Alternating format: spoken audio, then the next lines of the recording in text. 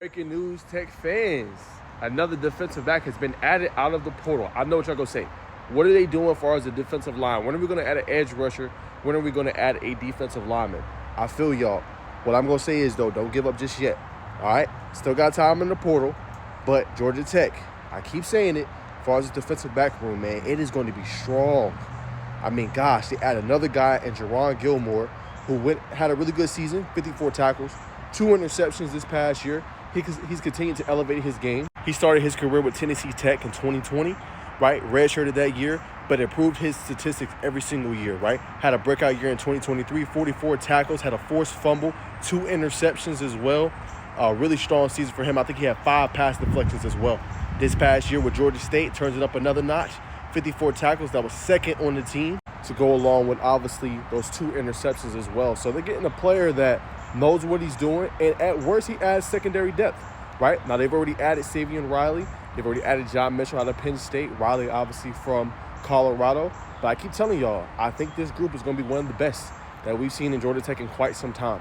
It's too much depth at that position, too many players that know what they're doing, and the versatility, once again. I will continue to say that. I know I sound like a dead horse here when I keep saying the same thing, but when you have that much versatility, well, what Coach Blake Gideon has been able to do over the course of his career, especially with the DBs last year at Texas, bringing that in with a Coach Corey Peoples and a Coach Q Jones, this team is going to be something special at the defensive back room.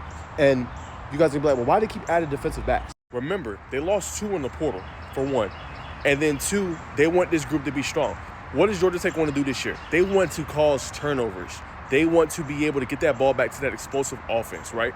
And you do that by adding depth pieces, people that can start, and veteran presence. And that's basically what this is, man. They want to create turnovers. They want ball hawks at the DB room, right? And everybody they have, from starters to depth pieces to the bench, all these guys can make plays on the ball. And you guys are going to see it this year. When you see, Georgia Tech forced 3 turnovers, Georgia Tech forced 4 turnovers, that's going to shock a lot of people this year. I'm trying to tell y'all. But it's going to be no surprise, especially what they did in the winter transfer portal window and what they're doing in the spring transfer portal window. They're not playing around, man. And this is another really elite get for this program. And like I said, at worst, it's secondary depth. Now, remember, y'all keep asking why they added. Remember, they played against Georgia. All the DBs darn near went down in that game, and they didn't have enough to stop Georgia from a game they really should have won. I think Coach Key, the DB's coach, all looked at that and said, hey, we don't want to repeat result of that. We want guys, in case something bad happens or unforeseen happens, they can step in and be those guys for us, and we not miss a beat at all defensively. I think that's why you see them add so much to this room.